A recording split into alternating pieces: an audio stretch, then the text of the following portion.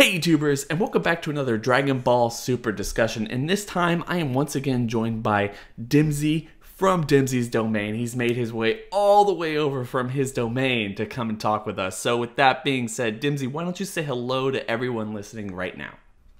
Hello, and today you're going to see a real production regarding a discussion talking about something about Dragon Ball Super, I guess, yeah. It's exactly what it is. Anyway, exactly. So guys, we're here today to do just a basic general discussion, nothing any real serious. As MJ would say, we're just two guys who like a cartoon and want to talk about it. Nowhere in this video does it say explained or, you know, this is a spoiler or anything like that. We're just discussing possibilities and reasons why certain things should happen or be adapted from other sources of Dragon Ball. And I know a lot of people do not like Dragon Ball GT, but one of the best things about that is Dragon Ball Z. Dragon Ball is Super Saiyan 4. Super Saiyan 4 transformation was one of the coolest things that we saw in Dragon Ball GT. So, what if they basically take that transformation or any kind of, I guess, alteration from it, or kind of use it as inspiration for another Super Saiyan transformation and basically bring it over to Dragon Ball Super? And why would that be a good thing? Now, in order to make this case is, look, Dragon Ball Super is super popular right now in Japan. It's super popular around the world. It's basically the Dragon Ball Renaissance. We're still in it. We're still in it. It has not necessarily gone away at this point right now. And one thing about that is, with it being so popular, even though creators have said, Toyotaro has been on record recently saying a lot of people have been speculating what he meant, but a lot of people do speculate that they were saying you were never going to go past the ending of Z and we're stuck in this 10-year time skip. I'm not necessarily sure that's the case, especially with this series being as popular as it is. And if we do go past the ending of Z, we got a plethora of new characters that we're going to have to give some shine, some kind of, I guess, spotlight on sometime in the near future. And one of the things that we saw, at least as Z went on, and especially in the Majin Buu arc, one of the best things about the Majin Buu arc is, at the end of all that, everybody, at least the Saiyans, had their own special, unique transformations that was kind of a little bit their own. Now, the exception to that would being with Vegeta, but Vegeta always had this whole Super Vegeta thing that's even in the video games, that I hardly ever understand. So if you understand that, please go down to the comment section below and tell me, or Dimizy can tell me, because I really just don't know. But it doesn't make sense. it's like, yeah, so Vegeta had his own special little I'm Super Vegeta type of thing, but Super Vegeta 2, Goku definitely had Super Saiyan 3, and then Goten and Trunks had their fusion, while Gohan had his ultimate form. So everyone had their own unique transformation, in basically one sense or another.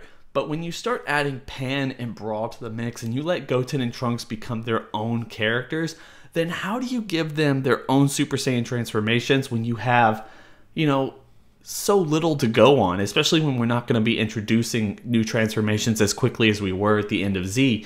You know, at this point you have basically just Super Saiyan 2, the blue-haired form, and I guess Rage and Ultimate.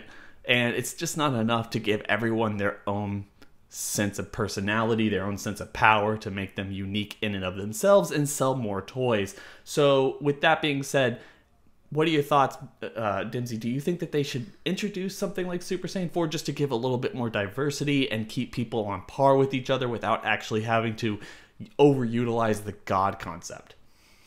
I think that the introduction of Super Saiyan 4 is very iffy.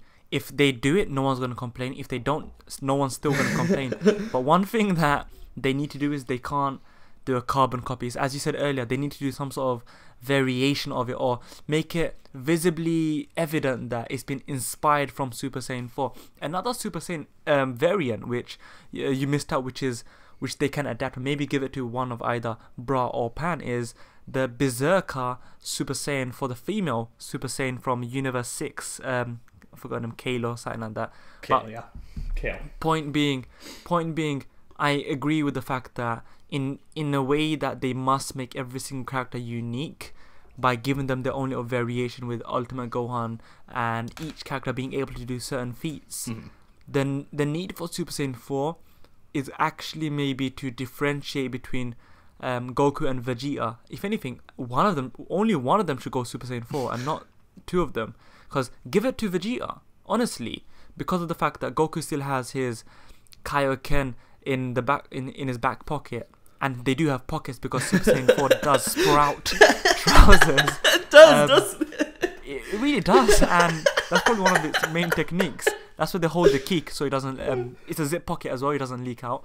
But the point being, the need for Super Saiyan 4 is something where, if they are somehow able to even get, let's say they got the blue hair or the red hair, and they have it in the same style as the Super Saiyan 4, so it's not black, but it's something along that style, that would be really, really good. It just the smallest indication that something's been inspired by Super Saiyan 4 is all we need.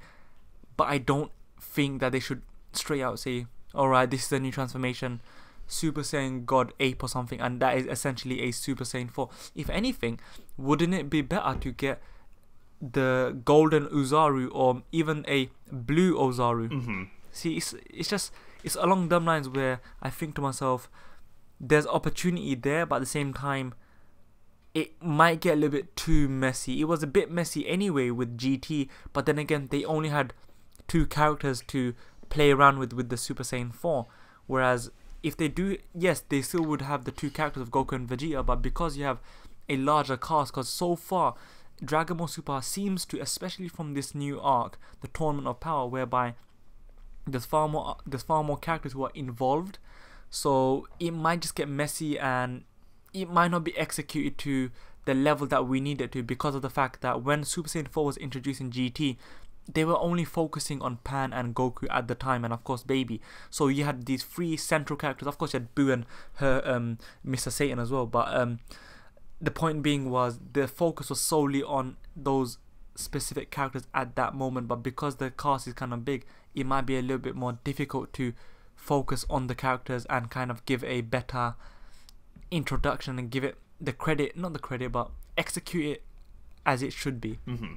I agree with that, and like you're saying, something I completely forgot is, yeah, I completely missed out that we have Kaba, Kale, and Cauliflower, or Khalifa, or whatever her name is. We have so many Saiyans being introduced that could potentially become a core part of the cast at some point down the line in the super future of Dragon Ball Super. So we don't necessarily know one way or the other.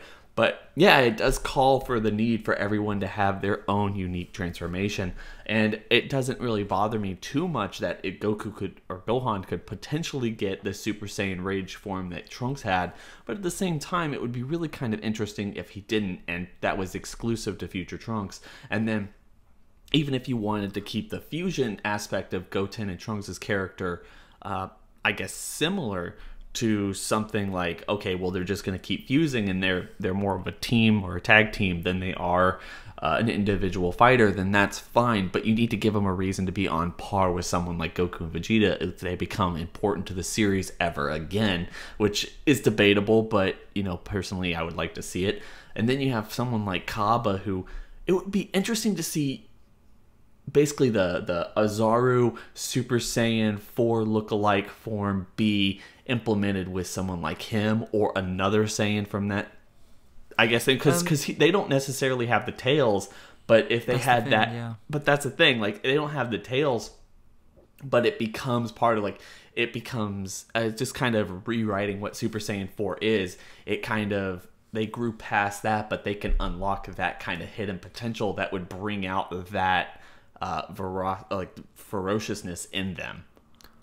I was about to say, actually, because I was about to also ask the people who are listening right now, if you were to introduce a Super Saiyan 4 or some sort of variant, which Saiyan would you give it to? But now, between Gohan, Goku, and Vegeta, personally, I would have actually rooted for Gohan. However, seeing as how the Universe 6 Saiyans are implementing pretty much the look, you got the Broly look-alike. Why not give them all the dare I say, canon aspects of the transformations to those Universe 6 Saiyans? Because people have actually been saying it from day one, whereby maybe you get these other variants, like, you know, when people saying, oh, GT might be another universe. I know it was speculation, it was just, it's not just, true. You know, idle chatter. Of course, it's not true, but people were saying when they first introduced the aspect of different universes, everyone was like, wouldn't it be cool? And honestly, it would. Now, they can kind of do that by kind of showing, okay, let's say the villain of, or not the villain, the transformation of Broly is pretty much encapsulated within Kale. You might have the Super Saiyan 4 within Kaba. Heck, you might even have a Janemba style villain from Universe 6. It's just the fact that why don't these other universes kind of hold our fanboy desires of having these non-canon aspects finally being introduced into the main story point through one way or another, whether it be inspiration or something along those lines. So the question was, which Saiyan would you want to be transformed to Super Saiyan 4 and why? I would have to say Kaba. I mean, honestly, so if there is specifically 3 Saiyans, you know, we got Kaba, Kale, and Caulifla, and we know that Kale has her Super Saiyan or Legendary Super Saiyan look-like character from the movies, like you were saying. Yeah. Maybe it's Kaba who gets it, but he doesn't necessarily have the figure to like pull that off. He's just kind of a wimp.